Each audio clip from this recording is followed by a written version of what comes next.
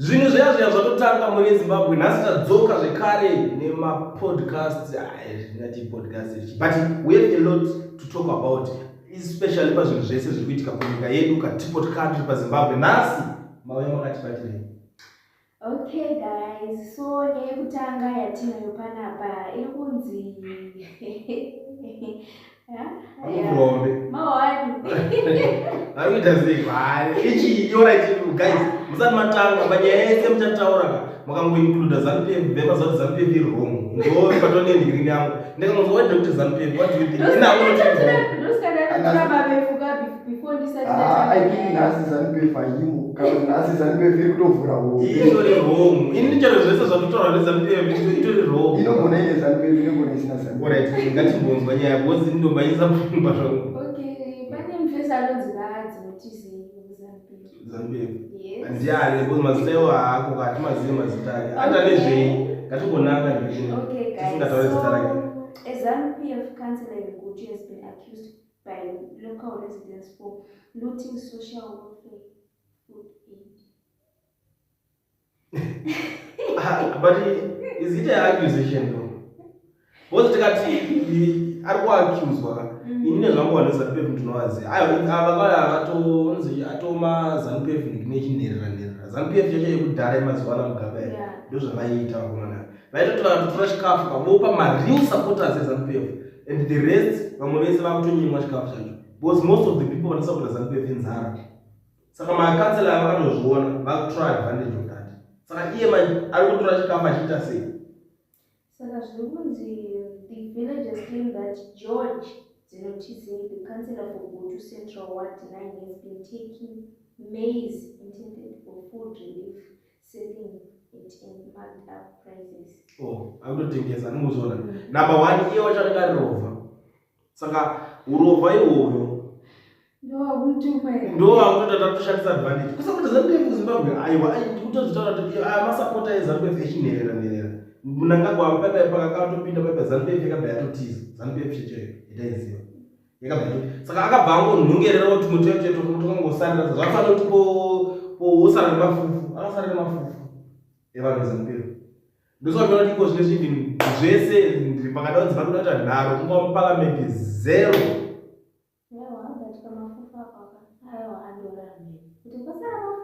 Tingati wari ndana anasiri mafufu kwe cream or tell me one minister unoziva weZANU-PF ari izvezvo ari kuperforma zvinhu right one chete vese anamutule nyumbe mafinance ministers zvimazigi zvavanenge vachiita zvimapolicies zvavari kuisa minister of sports ndiani Kesti Coventura ainzi aita zvekudhidha chii chiri kubudiso chaari kuita atotanga asiko tobva taita kuminister of energy magetsi ari kuenda kunge hamenamene. Saka ndiani umwe unganongedzera saka mazona saka hatina chekuti tinganzi tinenge tichitaura nezvazvo ipapo ndo nyaya dzimwe dzetiri tichijamuka most of the times. I mean, what's your take on that? Ukiona sei hanzi ndini yacho kuti toda kuziva zvinhu zvese zvigarisigari tanyatsoonesa kuti ndikini pamwe nini ndinyotaurisa tira kuziva kamwe kuzotiti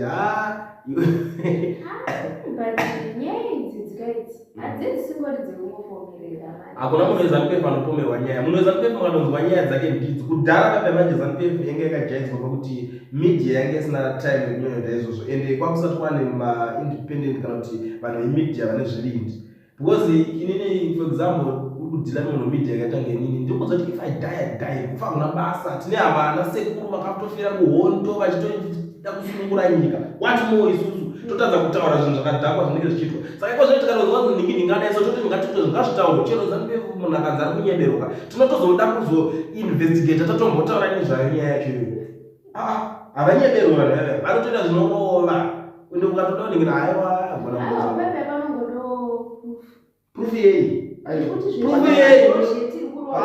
munoiona sei vanhu vatotaura mavillagers vanotya kubudisa macameras kuti vatore because mangwana anobva vatanga kuchikidzirwa. ZANU-PF inotonga neintimidation ndozvainotonga nazvo, they intimidate everyone iwe totokuro. Saka manje vakaintimidata munhu akatanga inini wadatoti iwe utondiintimidata ka ndokatatokusendera location yependenge nditori yotati uyotosiya tondiuraya utondichizira tondiurayana kuno but atinozonotanika ndingene because inini handiroyo vanhu handigoni kurowa but ndinogona kudzosera ndokodzosera chete. Okay. So I mean, guys, what's your take on this? If you don't have anything to say, you can skip to next. Vanessa pay member friends. As His representatives hamutotaura kuti this information. he is representative by council another representative by kukote. Council and representative and don't bafaz anga chibanazo. How do you know? Those are Vanessa pay member. I don't like that. In general. Hey. It can be this information can be biased.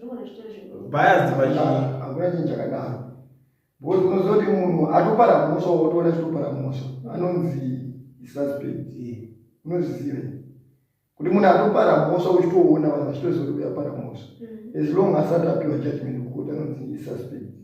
So ndozvaangofanana izvozvo kuti anonzi ari kunyeperwa but anogona achitosvika but anogona kunyeperwa because haana munhu amusungisa ari kumweza anonzi anyeperwa zana nyeperwa inoita sei iyo ndoitonyepa manje ndo akatotanga nepropaganda kuzimbabwe. Propaganda yakatanga ana Jonathan Moyo zvikomana zviya zvakazotiza zvavanoda kukinya ukamene ukandakanozoda inini hangu chinondo ndibhilive nyaya idzi nyaya kuti ndedzechokwadi inyaya yekuti fungatani dzinenge 3 days tichiona zvichinzi vanhu 200 veopposition vatendeuka vakauya kuZANU-PF izvozvo vanogona kunyora zvikanzi ma-MP eZANU-PF ari kuba chibage havanyore handiona nyaya dzacho kuti dziri kutopepetwa nyaya idzi havagoni kunyora nyaya dzese ngavanyore nyaya dzese kuti ma-MP edu ari kuba chibage takumasunga masabhuku ari kunyima vanhu chikafu takumasunga vari vanokwanisa kutaura kuti vane opposition 200 vakatovaverenga vakaona vari 200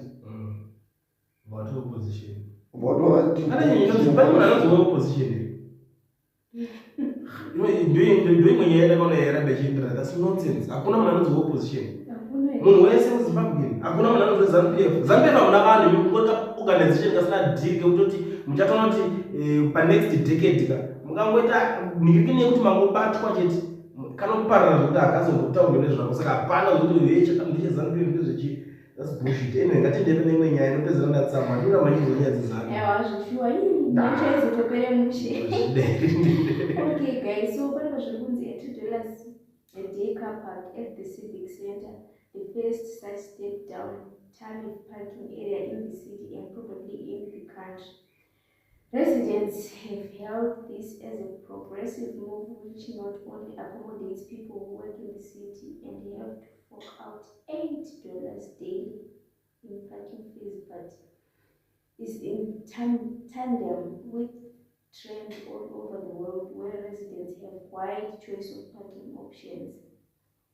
Chekutanga ini chandinongotaura chemuti zvinhu zvekuzimbabwe ndezvekuningira pandakangonzwa kuti city parking last time manzi vakatenga mafortune vachitengerana mari yeipapa yevanhu ndakabva ndaona kuti ndo manonzi marombe manje vamaerana ningirinyeo. How come kuti ecitizen ari kushingira kubisa mari yaya vakatiidze fundraising kuti nyika ikwanise kunge ichigadzirika totaura kuti marodhi acho mutaundi macho tinoona vachiklemba vanhu pari kutoona kuti malines akadzima but ivo kungomhanya kuti takutoklemba mota yako yapaka yakatsika line malaini akatodzima unoona akadzima vomhanya kutengerana mota pendi inoita mari iyayo kanzuro ine vashanda vakawanda mani kuti vanongoswera vakagara vachingorova zvimasekondari ndovanonunguka vanhu saka dai vachitenga pendi poonepo kuti tauni yacho inovharwa mapotos makomba hatiti mukutora mari yeparking saka zvimwe zvese zvimunyakangonzwa nyaya yeparking ndototanga tofunga zvimwe chino ndakatanga totaura nyaya nditofunga other side asi hai ndakangonzwa nyaya yeparking amen zviro ndizvo ndakanzwa vanzi makansela vanoda kuprotesta kuti ma-MP vasapuhwe ma-free parking vasapinde matogates chichi ameno zvakazodii zvezimbabwe saina kuwanda mari because ivo per day so far in Zimbabwe vanopaka $1 per hour. $2 iri kunzi parking wamutare chete. Is it Mutare? Aisi Harare. The good people. Mutare chete. Mutare richi. Mutare chete. Mutare chete. So Harare kunongwi $1 per hour. It's too much. Iyi Mutare chete.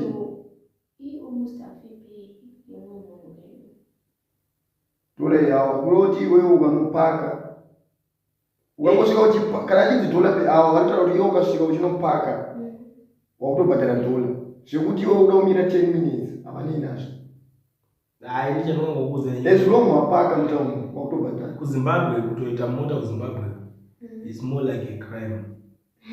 wozoona vachada kuti kubhadhara dola namero tunoshanda mahours mangani per day handisukuziva mazuva anoshanda 8 to 9 hours or 10 hours saka vanoibhadhara kangoti 9 kana $8 per day handiti mota ichadadirwa petrol uchadawisa mutero uchada kusangana nakomana kuti mota yako haina triangle uchada kutonyora $5 vanotopisa vanaredio futi ZBC kuvava ZBC haifana ZBC kuvava zvokunawo mutero weredio but ini ndotoshambidzika isi toshandisa mabluetooth propaganda ndinoteerera zvinhu zvitaurwa kuti madj anicho anenge ariko vanoboha madj vamanangagwako vakanyika iwe inational ini itaizvi zvokuti vanhu vambo entertainika vachivaraidzwa tongomirira panews kwete kuti wapedza kunzwa news dzimunangagwa this pakupinda dj ari kuda kuprezenta zvaakuprezenta kuti akafuti ndakagwa kuti aiwe takaononzwa munangagwa iredio yekumba kwake ngaavhure kana youtube channel kana chimwe chinhu atange kutaura zvake zvemunhu zveunangagwa ari somewhere ndoshati chiji vanoita vanhu aya ende anenge asina kutombo vatuma futi ndozvinhu zvandakanozoona anovatuma aiwa vamwe vacho havatume vanotuma ai ndakavaona vanhu veve vanonzwa zvekutaura vanekuredio vanonzwa I understand zvekutaura izvozvo but do you still remember madhezi aya kuti waikonototi madhezi amugaba aya wobva wanzi wakaota kuti mugaba akashata kadai wobva warohwa nemunhu asi mugaba wacho asi kutozviziva kuti kune munhu aroverwa nyaya yangu variko vanhu vakadaro kuti anoenda vafadza murungu vanofadza murungu vanhu veve ndosemu zvezviitika yagoodling because anokaona ndorati chibva yakupa mota dinga rodaiso kupromotwa vanhu ndingakatengerwa chakati obva watoti ndakutoshandawo izvozvo ndichita sendichimupusha kuti andipowo something ai nyaya yechirombe vanoreducwa vakarejuswa kusvika hamena zimbabwe inotangira pa3 let's move ngatisiyane nenyaya iyi timbonzwa kuti chii chimwe chiri kumbera okay guys nitokoziva kuti nyaya yekuti 2030 chiperi kungopisa nai saka pazviri kunzi it's not President Idi Mnangagwa who wants a term extension in office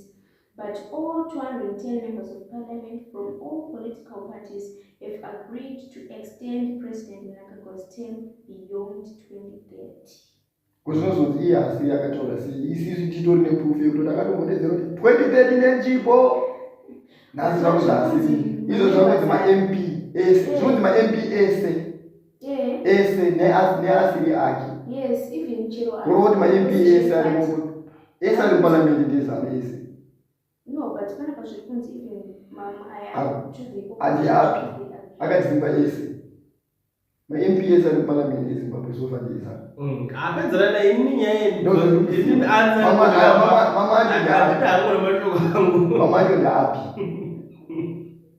unoita chiparliament chekuti munoregola vanhu vachi vakadiwa nevanhu motanga kuti aiwa isusu membotimirira hakuna kana nekimini zvine musoro zviri kuitwa parliament yakasara navanhu vake vari kutera kupika pfama tingati ane opposition mp ari muparliament izvozvi ndiani vanhu vekuti havasi kurwira mainterest evanhu vari kurwira mainterest avo kutobhizi kupinda muparliament tipewo mari dzakadai tiwedzerewo titengerewo dzimwe mota dzekuti tizotendera tichiita parliament business what's that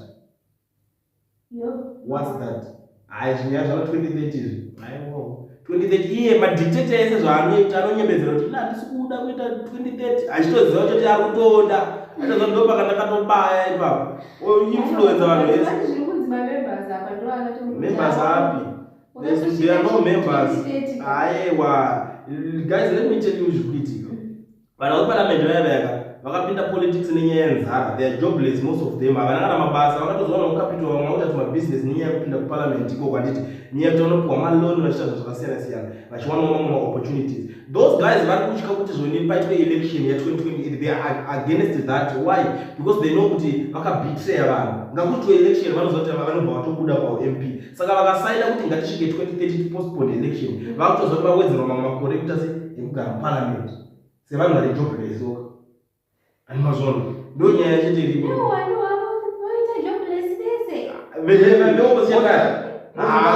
vanotekwa nezvinhu zvisina kana ndo vatengesi vaya vaya vanonzi vatengesi vakasara variko kwayo tototi tine mamp eopposition yese vakaenda mukuru wavo vakarisaina vachinji vacho vamwe vacho vakanzi ngavarisaine vakaramba vakati aenda iwewe tingasiye mota bcause vakapatoiswa ofa yemota nguva yacho iwe painzi tera president wako kana kuti tokupa mota tera president wako kana kuti tokupa mota yako vanhu vakati president wedu ngaainde hatina basa naye tikumirira vanhu but vanhu vacho vari kumirirwa tokuvashendi vanhu kuti kuparliament hakuna kana chinhu chine musoro chomutaura kungotaura nyaya dzekuti benefit kuna MP, benefit kuna MP, benefit kuna MP. Isusu hatina basa.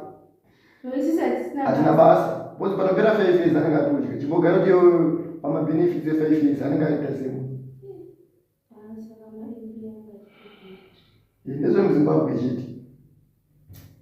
Okay guys, nyaya yatinayo pano ndeyekuti medu muguta mwaRarare mwanzi at least 80% of service total revenue comes from motor vehicle license fees, with 7 out of 10 cars driven on Zimbabwe's roads said to be compliant with controversial vehicle licensing requirement. Ndonyaya dzazvinotaura. Ndonyaya dzacho dzinotaura kadzingotaura kuti ine basa rego ZBC. Oda kutora munhu mari nezvinhu zvese chete. Chinhu chese chingoripa mari. Yameke kunzi zvisina kukomba kuzari vanhu bhadhara ichichi. Chikidzira vanhu. Anoteerera ZBC oyo ndiye nanteerere. Teerera mega. Nditoteerere. Watoona inoteererwa nani? Information ipi inobva kuZBC?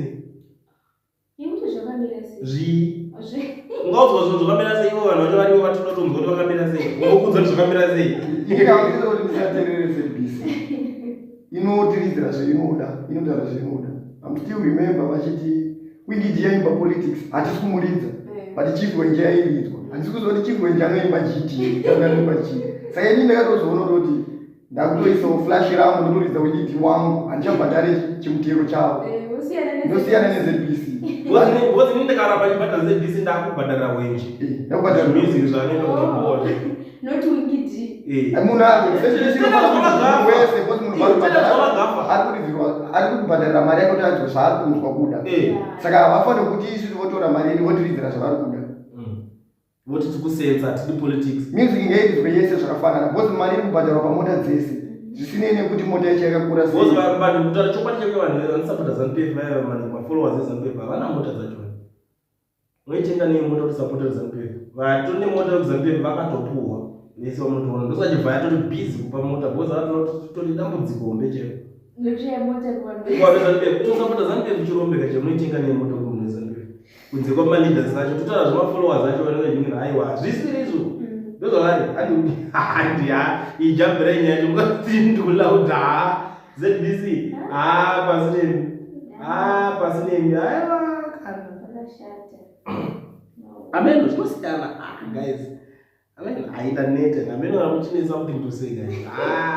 Ndatoneta nyaya dzeZANU-PF dzonetesa.